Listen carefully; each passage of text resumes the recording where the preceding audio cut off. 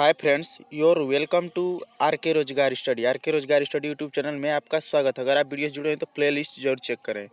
तो इस वीडियो में हम जीके जीएस से बार बार पूछे जाने वाले टॉप 30 क्वेश्चन को एक्स्ट्रा फैक्ट के साथ कवर करेंगे। इस वीडियो से आप 50 से 70 प्रश्न आराम से कवर कर सकते हैं मात्र 15 मिनट में, 15 से 20 मिनट के वीडियो में। तो join Telegram for free PDF. इन क्वेश्चनों का प्रैक्टिस करने के लिए आप हमारे टेलीग्राम ग्रुप से जुड़े, जिसका लिंक वीडियो का डिस्क्रिप्शन बॉक्स में है। वहाँ से आप इन प्रश्नों की प्रैक्टिस कर सकते हैं और सोल्यूशन भी देख सकते हैं। Next part coming soon. अगर आप लोगों का अच्छा सपोर्ट रहा तो इसका हम नेक्स्ट पार्ट जल्द लेकर आएंगे। इस सीरीज में हम मिक्स प्रश्न को कवर किए हैं, जिसमें GK GS, history, polity, biochemistry, इन सभी से प्रश्न है।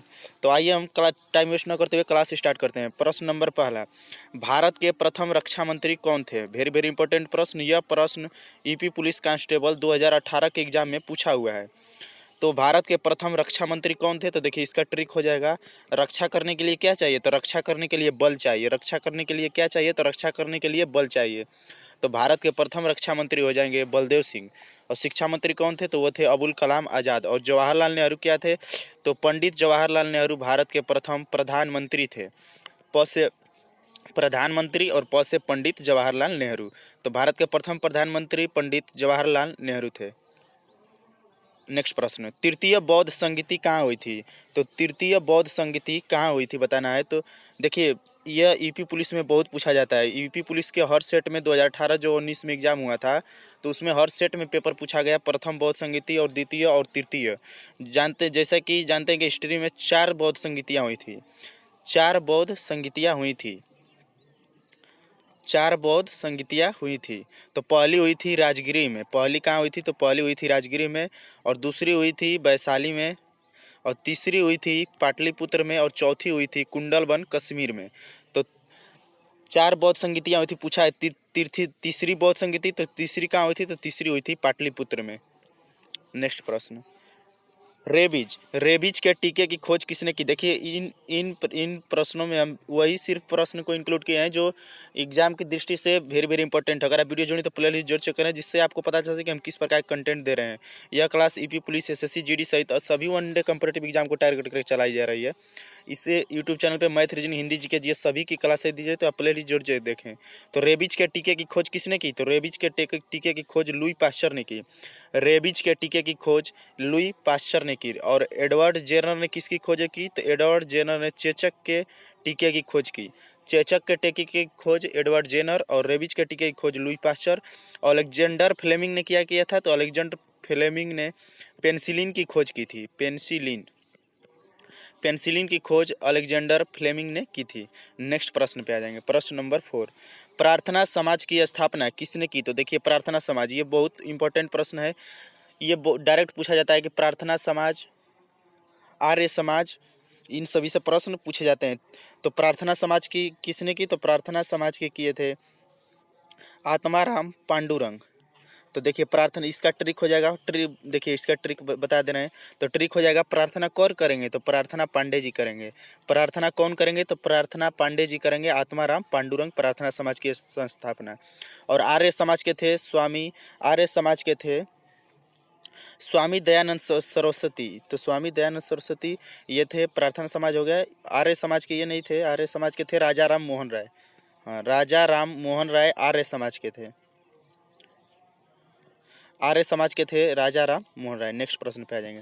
भूकंप की तीव्रता किससे मापी जाती है? ये भी यूपी पुलिस कांस्टेबल 2018 में पूछा गया है कि भूकंप की तीव्रता किससे मापी जाती है? तो भूकंप की तीव्रता सिस्मोग्राफ से मापी जाती है। भूकंप की तीव्रता सिस्मोग्राफ से मापी जाती है। और पूछा है कि बैरोमीटर से क्या मापा जाता है? तो बैरोमीटर से वायुमंडलीय दाब मापा जाता है। बैरोमीटर से वायुमंडलीय दाब। वायुमंडलीय दाब किससे मापते हैं? तो वायुमंडलीय दाब बैरोमीटर से मापा जाता है। और हाइड्रोमीटर से क्या मापते हैं? तो हाइड्रोमीटर से डेंसिटी यानी घनत्व मापते हैं। अपेक्षिक घनत्व हाइड्रोमीटर से मापा जाता है। नेक्स्ट प्रश्न, सूर्य के प्रकाश को पृथ्वी तक आने में कितना समय लगता है? सूर्य के प्रकाश को पृथ्वी तक आने में लगभग कितना समय लगता है? तो सूर्य के प्रकाश को पृथ्वी तक आने में लगभग 8 मिनट 20 सेकेंड का समय लगता है। सूर्य के प्रकाश को पृथ्वी तक पहुंचने में लगभग 8 मिनट 20 सेकेंड का समय लगता है। नेक्स्ट प्रश्न देखिए, केमिस्ट्री का प्रश्न है, ध्वनि निम्न में से किस माध्यम में गमन नहीं करती। देखिए प्रश्नों को आप थोड़ा सा टाइम भले ही लीजिए, लेकिन प्रश्नों को अच्छा से पढ़िए। तो ध्वनि किस माध्यम में गमन नहीं करती, बहुत लोग पढ़ेंगे कि ध्वनि किस माध्यम में गमन करती है और जल या कुछ भी मारकर चल देंगे, लेकिन ये गलत हो जाएगा। तो ध्वनि किस माध्यम में गमन नहीं करती, तो ध्वनि निर्वात में गमन नहीं करती है, क्योंकि ध्वनि के गमन के लिए माध्यम की आवश्यकता होती है। देखिए ध्वनि को यात्रा करने के लिए माध्यम की आवश्यकता होती है। ध्वनि की सबसे अधिक चाल किस में होती है, तो ध्वनि की सबसे अधिक चाल होती है ठोस में। ध्वनि की सबसे अधिक चाल होती है ठोस में।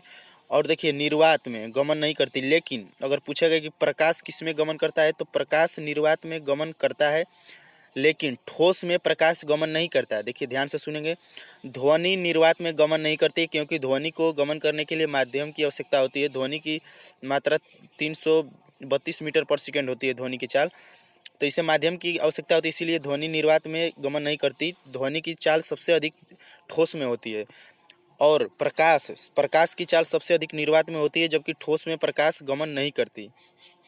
नेक्स्ट प्रश्न, कंप्यूटर डेटा की सबसे छोटी इकाई क्या है। देखिए कंप्यूटर का भी प्रश्न इंक्लूड कर दिए हैं।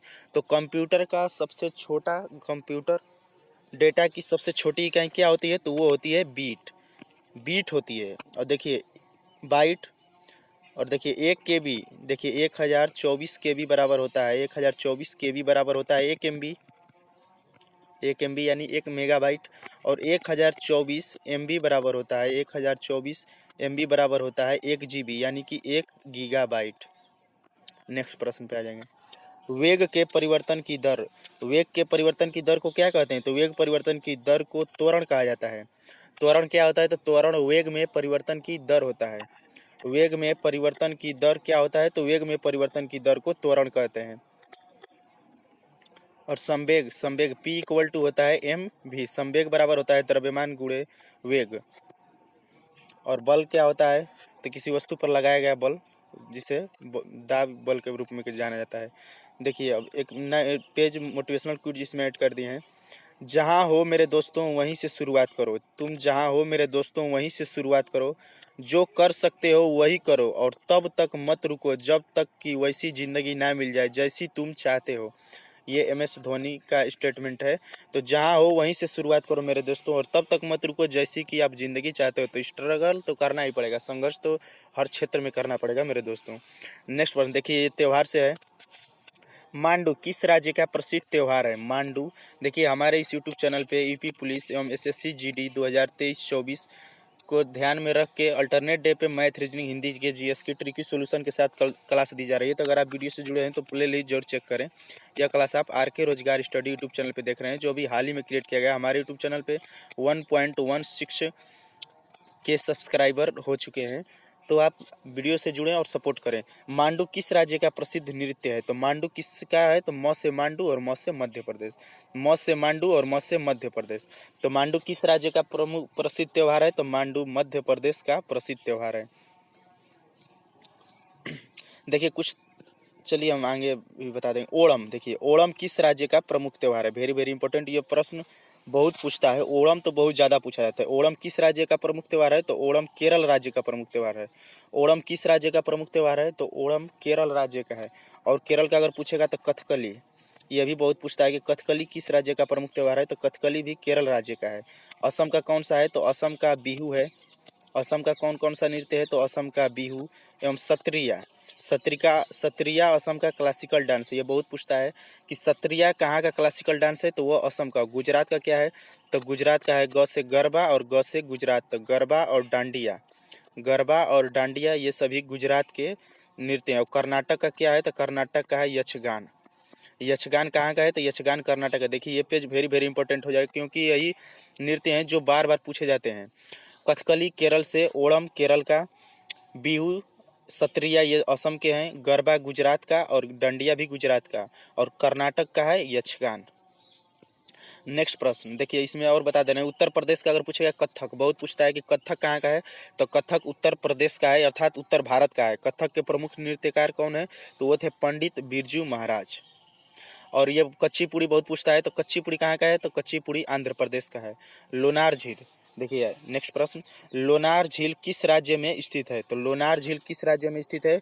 यह महाराष्ट्र राज्य में स्थित है। लोनार झील कहाँ है? तो लोनार झील महाराष्ट्र राज्य में स्थित है। महाराष्ट्र देखिए यानी कि महाराष्ट्र, एमपी नहीं, एमपी तो मध्य प्रदेश हो जाएगा। महाराष्ट्र राज्य में, महाराष्ट्र राज्य भारत में जनसंख्या की दृष्टि से दूसरा सबसे बड़ा राज्य है।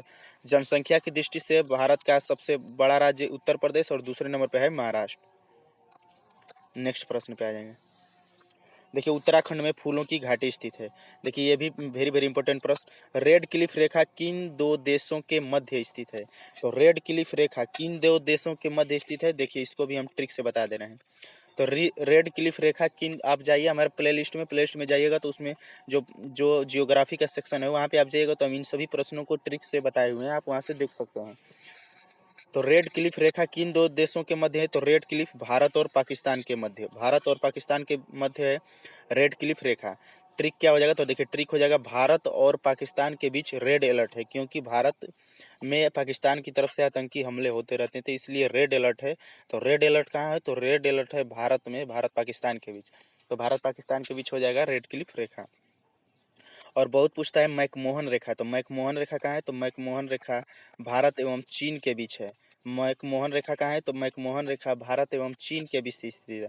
और डूरंड रेखा, तो डूरंड रेखा भारत और अफगानिस्तान के बीच स्थित है। नेक्स्ट प्रश्न, भारत की संसद का क्या नाम है? देखिए बहुत लोग इस प्रश्न को नहीं जानते होंगे कि भारत की संसद का क्या नाम है। जैसा कि आप जानते हैं कि भारत की संसद किस आर्टिकल से संबंधित है? तो संसद आर्टिकल 79 से संबंधित है। बहुत पूछता है संसद किससे मिलकर बना होता है? तो संसद लोकसभा, राज्यसभा एवं राष्ट्रपति महोदय से मिलकर बनता है।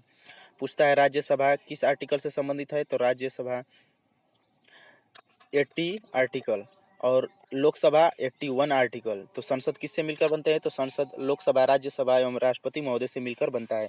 भारत की संसद का क्या नाम है? तो भारत की संसद का संसद ही नाम है। भारत की संसद का क्या नाम है? तो भारत की संसद का संसद नाम है। नेक्स्ट प्रश्न, ध्यानचंद का नाम किस खेल से जुड़ा है? तो मेजर ध्यानचंद किस खेल से संबंधित है? तो मेजर ध्यानचंद हॉकी खेल से संबंधित है। मेजर ध्यानचंद हॉकी खेल से संबंधित है। और पूछता है, कभी कभी पूछता है सानिया मिर्जा किससे संबंधित है? तो सानिया मिर्जा टेनिस खेल से संबंधित है। आप जाइए वीडियो के स्टैटिक जीके वाले पोर्शन में, तो वहाँ पे आप खेल से संबंधित हम 50 प्रश्न को इंक्लूड किए हुए हैं, आप वहाँ से देख सकते हैं। नेक्स्ट प्रश्न, मानव शरीर का सबसे बड़ा अंग कौन सा है? वेरी वेरी इंपॉर्टेंट प्रश्न, यह प्रश्न बायोलॉजी का है। तो मानव शरीर का सबसे बड़ा अंग कौन सा है? Which is the largest organ of the human body? तो मानव शरीर का सबसे बड़ा अंग कौन सा होता है? तो मानव शरीर का सबसे बड़ा अंग होता है लिवर, जिसे हिंदी में यकृत कहते हैं। तो मानव शरीर का सबसे बड़ा अंग होता है यकृत। और किडनी, किडनी क्या कहता है? तो किडनी का काम है ब्लड प्यूरिफाई करना। ब्लड प्यूरिफाई मानव शरीर में कौन करता है? तो वो किडनी करता है, जिसे हम इंग्लिश में गुर्दा भी कहते हैं। और हार्ट तो आप जानते ही हैं कि हार्ट क्या काम है। मानव शरीर का 1 मिनट में 72 बार हार्ट धड़कता है। वायुमंडलीय दाब किससे मापा जाता है? तो वायुमंडलीय दाब किससे मापते हैं? तो अभी हम शुरू में बताए थे कि वायुमंडलीय दाब बैरोमीटर से मापा जाता है। वायुमंडलीय दाब बैरोमीटर से मापा जाता है। और थर्मामीटर से क्या मापा जाता है? तो थर्मामीटर से तापमान मापा जाता है। जैसा कि जानते हैं कि बुखार आता है तो डॉक्टर थर्मामीटर का इस्तेमाल करते हैं। और हाइड्रोमीटर से क्या मापा जाता है? तो हाइड्रोमीटर से अपेक्षिक घनत्व मापा जाता है। अगर दे देगा हाइग्रोमीटर से, तो हाइग्रोमीटर से अपेक्षिक आर्द्रता हो जाता है। नेक्स्ट प्रश्न, विटामिन ए की कमी से होने वाला रोग। तो विटामिन ए की कमी से कौन सा रोग होता है? तो विटामिन ए की कमी से रतौंधी रोग होता है। विटामिन ए की कमी से कौन सा होता है? रतौंधी रोग। इसे इंग्लिश में कहते हैं नाइट ब्लाइंडनेस यानी कि रतौंधी रोग। बेरी बेरी किसकी कमी से होता है? तो विटामिन बी की कमी से बेरी बेरी होता है। और विटामिन सी की कमी से कौन सा रोग होता है? तो विटामिन सी की कमी से स्कर्वी रोग होता है। विटामिन ए की कमी से रतौंधी रोग, विटामिन बी की कमी से बेरी बेरी, विटामिन सी की कमी से स्कर्वी और विटामिन डी की कमी से होता है रिकेट्स, जिसे सूखा रोग भी कहते हैं। विटामिन डी की कमी से होता है रिकेट्स, जिसे सूखा रोग भी कहते हैं। और एनीमिया में खून की कमी हो जाती है मानव शरीर में। नेक्स्ट प्रश्न, मनुष्य के सिर के अंतः कंकाल के भाग को खोपड़ी कहते हैं। इसमें कितनी अस्थियां होती है?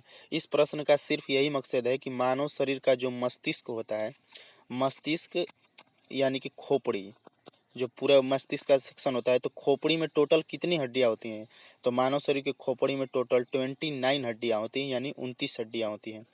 Next page.